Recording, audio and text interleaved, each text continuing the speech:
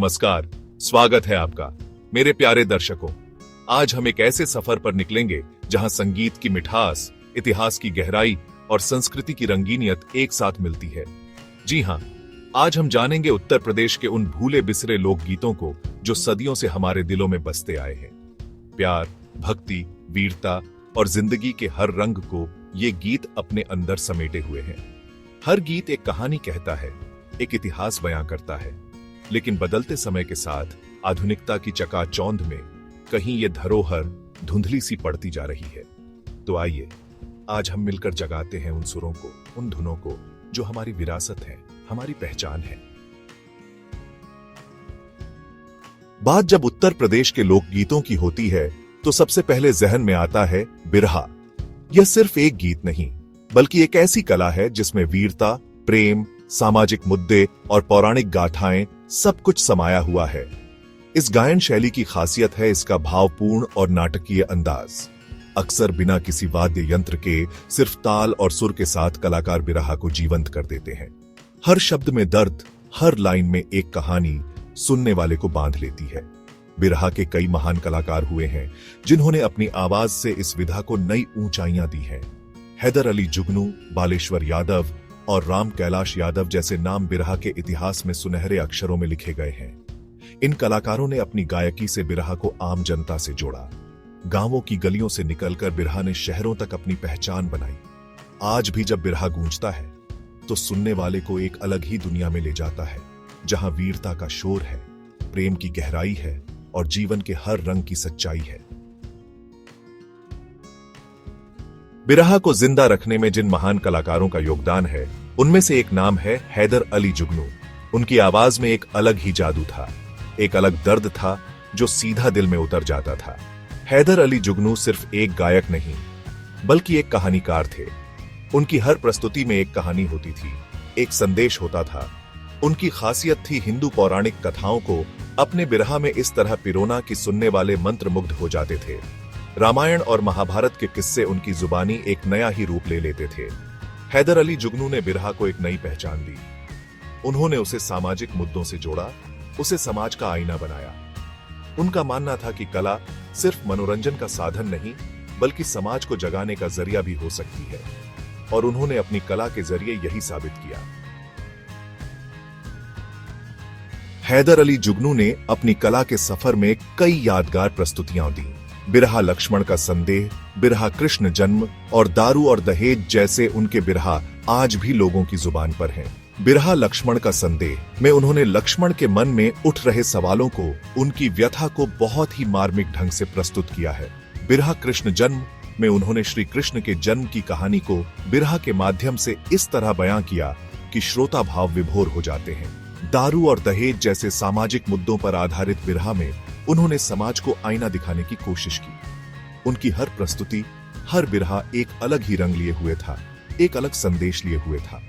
हैदर अली जुगनू ने अपनी आवाज से जो जादू रचा, वह आज भी बरकरार है। चैप्टर 4, बुंदेलखंड की शान, वीर रस से सराबोर आल्हा की।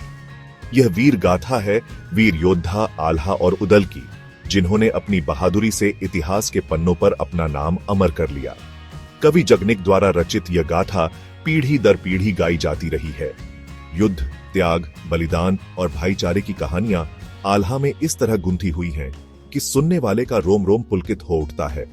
ढोलक और सारंगी की थाप पर जब आल्हा गूंजता है तो ऐसा लगता है जैसे खुद वीर आल्हा और उदल युद्ध भूमि में कूद पड़े हों।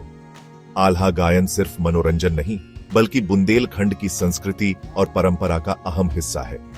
यह वीर गाथा आज भी लोगों को प्रेरित करती है, उन्हें देशभक्ति और बलिदान की सीख देती है। चैप्टर 5, आल्हा को घर घर पहुंचाने में जिन कलाकारों का योगदान है, उनमें से एक नाम है लल्लू बाजपेयी, जिन्हें लोग आल्हा सम्राट के नाम से जानते हैं। लल्लू जी ने अपना पूरा जीवन आल्हा गायन को समर्पित कर दिया। उनकी आवाज में एक अलग ही रवानगी थी, एक अलग जोश था जो सुनने वालों के रोंगटे खड़े कर देता था। उदल का जन्म जैसी उनकी प्रस्तुतियां आज भी लोगों के दिलों में जिंदा हैं। लल्लू जी ने न सिर्फ आल्हा गाया, बल्कि उसे आने वाली पीढ़ियों तक पहुंचाने का काम भी किया। उन्होंने कई शिष्यों को प्रशिक्षित किया, उन्हें आल्हा गायन की बारीकियां सिखाई।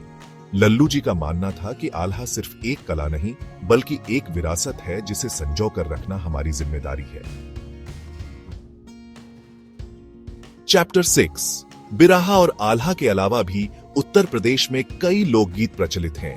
कजरी, चैती, सोहर, रसिया, बन्ना बन्नी, जरेवा और निर्गुण जैसे अनेक लोकगीत यहाँ की संस्कृति को समृद्ध करते हैं। ये गीत प्रेम, भक्ति, श्रृंगार और सामाजिक रीति रिवाजों को दर्शाते हैं। हर गीत का अपना एक अलग ही रंग है, अलग मिठास है।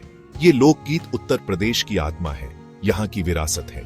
आइए इनके बारे में भी जानते हैं। चैप्टर 7।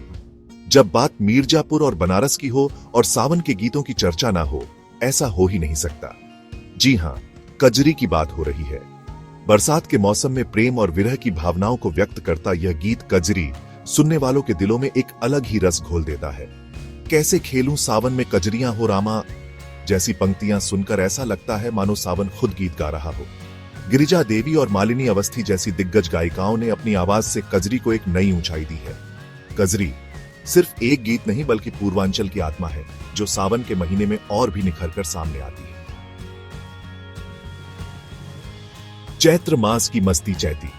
चैत्र मास के आगमन पर जब प्रकृति में नया रंग चढ़ता है तो पूर्वांचल में गूंजने लगते हैं चैती के रसीले गीत। भगवान राम और कृष्ण के प्रति समर्पित ये गीत होली के त्योहार की खुशी और उमंग को और भी बढ़ा देते हैं। अरे रामा बिना मारक चैत कैसे कटे मोरे दिनवा जैसी पंक्तियां भक्ति और श्रद्धा का ऐसा रंग घोलती हैं कि सुनने वाले झूमने लगते हैं। पंडित छन्नूलाल मिश्र और गिरिजा देवी जैसे दिग्गज कलाकारों ने चैती गायन को एक नई पहचान दी है। चैती पूर्वांचल की संस्कृति का एक अभिन्न अंग है, जो चैत्र मास में लोगों के जीवन में खुशियां भर देता है। नन्हे मेहमान का स्वागत सोहर। किसी घर में जब नन्हा मेहमान आता है तो खुशियों का ठिकाना नहीं रहता। ऐसे में सोहर गीत गाकर बच्चे और उसकी मां के लिए दुआएं मांगी जाती हैं। उत्तर प्रदेश में सोहर गीतों की एक समृद्ध परंपरा रही है। राम जी के भेंटवा आयलन हो जैसी पंक्तियां बच्चे के जन्म की खुशी को और भी बढ़ा देती है। राम कैलाश यादव और मालिनी अवस्थी जैसे कलाकारों ने सोहर गायन को लोकप्रिय बनाने में महत्वपूर्ण भूमिका निभाई है। सोहर मां और बच्चे के बीच के अटूट बंधन को दर्शाता है, नए जीवन के आगमन की खुशी को और भी यादगार बना देता है। राधा कृष्ण का प्रेम गीत रसिया।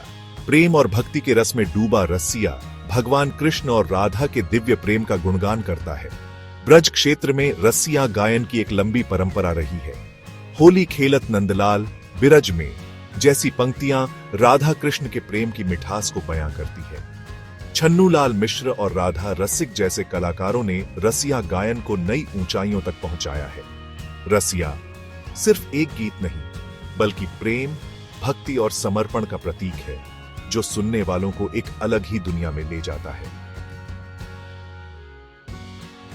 लोकगीत हमारी धरोहर, हमारी पहचान। दोस्तों, आज हमने उत्तर प्रदेश के कुछ भूले बिसरे लोकगीतों के बारे में जाना। ये गीत सिर्फ मनोरंजन का साधन नहीं बल्कि हमारी संस्कृति, हमारी परंपरा और हमारी विरासत का अहम हिस्सा है। लल्लू बाजपेयी, हैदर अली जुगनू, मालिनी अवस्थी और गिरिजा देवी जैसे कलाकारों ने अपने जीवन का एक बड़ा हिस्सा इन लोकगीतों को जिंदा रखने में लगा दिया। आज जरूरत है कि हम सब मिलकर इन लोकगीतों को आने वाली पीढ़ियों तक पहुंचाएं, ताकि हमारी आने वाली पीढ़ियां भी अपनी संस्कृति और विरासत से जुड़ी रहे। क्या आप भी इस मुहिम में हमारा साथ देंगे? हमें कमेंट करके बताइए कि आप इन लोक परंपराओं को पुनर्जीवित करने के लिए क्या सुझाव देना चाहेंगे।